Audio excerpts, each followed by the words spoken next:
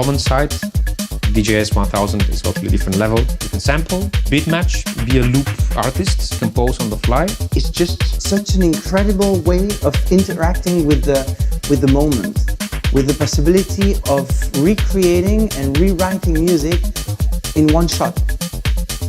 When I first started DJing, what you could take on an aeroplane is slightly different to what you can now. I had to bring my S3000 Akai, my keyboard, my filter and my mixer at the time. Vinyl, an MPC, chorus space echoes and stuff like that. Something like this, I'd travel with it. This is a perfect standalone unit. It's a compilation of all stuff I would like to have in one piece, but I never had it so far. You could now use it as a standalone unit, whereas before, if you wanted to add reverbs and delays, you'll have to go through a DJ mixer. You can put USB key and that's it. You never lose anything. It can be put right next to the mixer.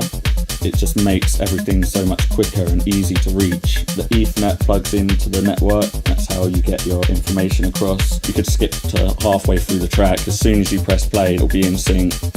The CDJ is dictating the BPM, the tune. Then obviously if this has got MIDI out, then I can clock everything to that.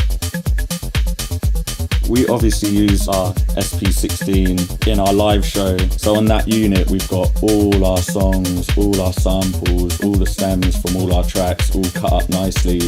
And the beautiful thing about this is they integrate with each other.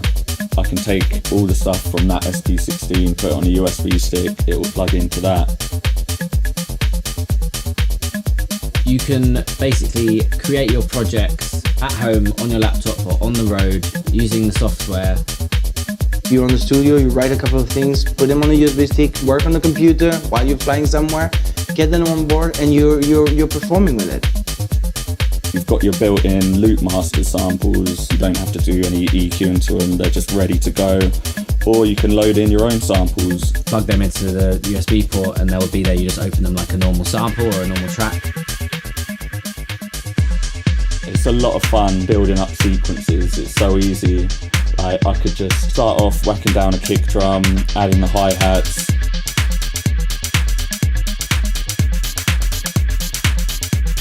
When I want to put in a melody or play around with a bass line, select the bass, go into scale, and then just do a melody just like that. And it's just so easy to use. When you arrange your music, you need to be able to put the sound on and off. Sometimes you need to drop the bass line in the right moment. That's where mute comes. And if I want to solo something, I just hit shift and that's it. When I sample a longer section, let's say 1 bar or 2 bar loop, if I go to hot slice, it would launch the sample from different cue points, like hot cue. And I really like the combination of using the hot slice with gate as a trigger mode. So when I lift up my hand quickly, I play a little slice of the sample from a desired position. But if I hold my hand, the whole sample is being played. If I go to the regular slice, it will just play the little particles and it's not gonna play the rest of the sample. Now there is this clear sequence function. You just press the button and you pick the sequence you want to clear and it's gone. The touch strip is a multifunctional tool. You can control the pitch of the sample, repeat the sample with different speeds, and you can also fix that speed so you don't have to be with your hand on the surface all the time. It's really easy to build up a sequence on here. You've got your touch screen, you can see what corresponds to each pad, you can see exactly what you're doing, and you just build it up. In the Uncool live show, there'll be certain stems that will run into James's DJ mixer, maybe like a vocal. James will then manipulate that through the DJ mixer. With the inbuilt sampling, we could take a feed from whoever's singing the song at the time, sample it live, then play it back with effects. While the scene's singing, you could bring in the other chorus, double it up, dub it out. Being able to use it as a sampler and slicing up different parts of the loop that you've recorded from what's playing, for me that's sort of the big wow factor of it. You can solo channels and apply that effect to just one channel. Say you can apply a filter to just the kick drum and all the other elements are intact and not affected. You have headphone output with level control, which is very handy. I can plug into here, just do my own thing while Matt's busy playing the next song. If you work with live musicians or if you use vinyl, you can beat match traditionally. You have the pitch control, you have this nudge function, which slows down and speeds up the record a little bit with 5 BPM up and down.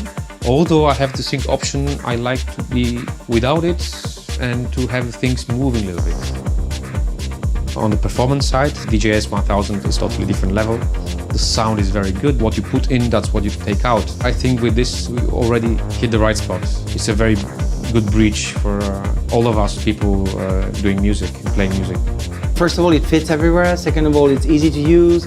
Third of all, it's very familiar to most of the people. You can edit, you can change, you can modify. It's just the right thing, and it's exactly what I was waiting for. I'm using the new DJS-1000 as a musical instrument. I'm not using it just purely as a piece of technology.